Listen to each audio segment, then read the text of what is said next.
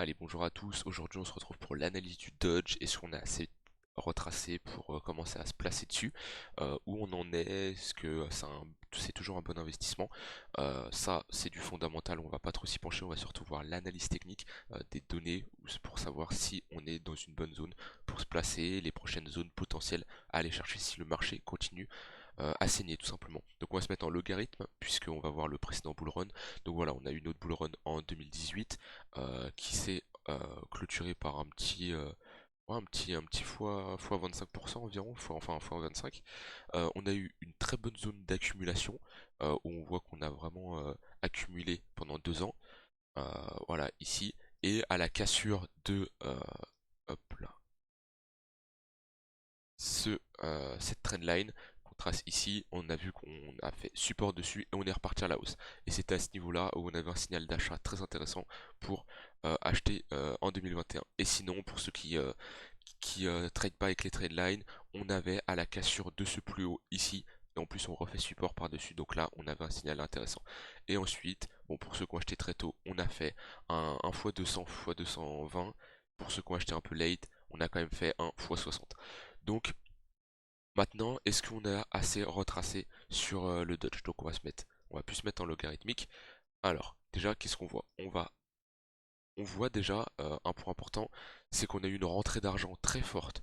Je me remets en log. On a eu une rentrée d'argent assez importante ici. Donc là, on a deux indicateurs, le volume et l'OBV qui nous montre l'entrée d'argent sur un actif. Donc là, le Dodge du coup. Donc on voit qu'ici, on a eu une très grosse rentrée d'argent sur la bougie du 16 juillet 2020. On voit un volume très fort, un très gros pump et une bougie qui est presque égale à la bougie qu'on a fait en janvier 2021 alors que le pump est totalement différent. Ici on a une bougie qui fait tout simplement un x2 et ici, on a une bougie qui fait un fois 10 fois 11. Et on a presque pareil. Donc là, c'était le signal, hein. Là, on avait grosse entrée d'argent. Et là, on voit qu'on continue à avoir des rentrées d'argent sur cet actif. Récemment, en weekly, ça stagne. On va voir en daily l'OBV. L'OBV en weekly est constant. Il y a toujours des gens qui investissent dessus. Donc en gros les prix font des plus bas et les rentrées d'argent dessus font des plus hauts. Donc c'est-à-dire qu'il y a toujours de la rentrée d'argent. Est-ce que c'est de la rentrée d'argent professionnelle ou c'est des retail tout simplement? Je pense que c'est plus des gens assez random qui rentrent là-dessus parce que Elon Musk il a vraiment fait du bruit sur cette crypto et il y a toujours des gens qui pensent que cette crypto va monter, va pump, aller à 1 dollar, ce qui est possible au prochain bull market. Mais en tout cas ici on a déjà fait une très bonne baisse hop, de 93%. Est-ce qu'on est dans une zone intéressante? Donc déjà, hop, on va voir là où il y a eu l'achat, hop, et on va voir où on a laissé des trous, et je vais placer un Fibonacci qui va nous aider à lire le prix. Donc, Fibonacci, donc déjà, on a retracé de plus de 88%, puisqu'on est en dessous des 0,886, ce qui est déjà une zone intéressante pour faire de l'investissement sur des cryptos. Euh, donc voilà, donc déjà on est dans cette zone très intéressante. Ensuite, au niveau du volume profile, qu'est-ce que ça nous dit? Ça nous dit qu'on a le POC ici, donc c'est là où il y a eu pas mal de rentrées d'argent, et c'est un endroit qui peut faire support.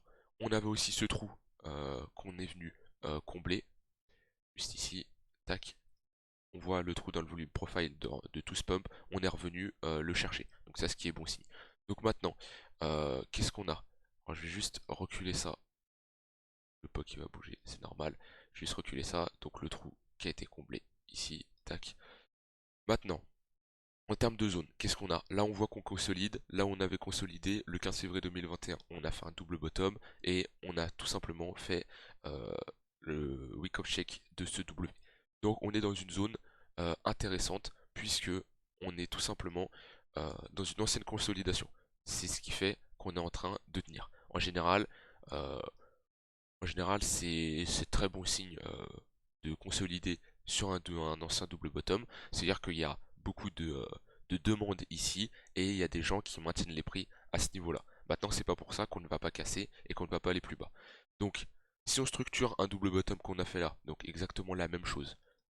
Hop, tac. Si on fait ça et on fait la même chose, on peut repartir à la hausse. On aura trouvé notre double bottom. Maintenant, si on casse, donc si on va chercher en dessous à 0,041, ici, si on casse ce niveau-là et qu'on va chercher en dessous, on a quoi comme niveau?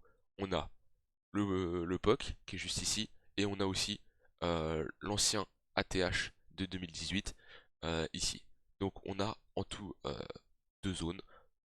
On pourra faire support sur l'ancien ATH de 2018 et sinon après on a le POC qui est vraiment bas, hein, ça fera encore vraiment une bonne chute. Euh, Ouais, on serait vraiment, on retournerait vraiment au plus bas du dodge. Sinon, on a aussi un petit trou ici qu'on peut venir combler dans ce volume profile qui ferait sens. On aura une confluence avec l'ancien ATH. Donc ça, c'est une zone très intéressante. Est-ce qu'on est loin? Je pense on perdrait au moins 70%. Ouais, 70% pour revenir à l'ancien ATH. Ce qui nous ferait comme un dodge à un prix assez bas. Et ce qui nous ferait revenir si on pump, on nous ferait un x 30. Voilà, x 30, x 40. Donc voilà pour moi dodge. Euh, on n'est pas encore, on n'est pas reparti dans un cycle vendeur. Je vais tout supprimer. Hop. Pour repartir dans un cycle acheteur, pardon, faut qu'on fasse un double bottom. Donc tout simplement, hop, tac tac tac, et hop, faut qu'on fasse tout simplement une accumulation, hop, un double bottom, qu'on casse cette résistance et qu'on repart à la hausse. Et là on pourra parler de double bottom. Je vais juste regarder le MACD. Entre temps, MACD qui est boule, le MACD qui est boule, puisque on a validé, on avait une divergence qu'on a validée, première divergence ici, hop, première divergence ici, on en a une deuxième ici. Non, pardon, ça c'est pas une divergence, hop, je me suis trompé, on n'a pas de divergence vu que le cours fait un plus haut, on a juste la divergence ici, première divergence ici, puis on a encore qu'on a validé, qu'on a cassé, on est retourné boule, et on en a une qu'on est en train de faire une plus grande. Donc en tout cas, au niveau du momentum, les acheteurs reprennent la main.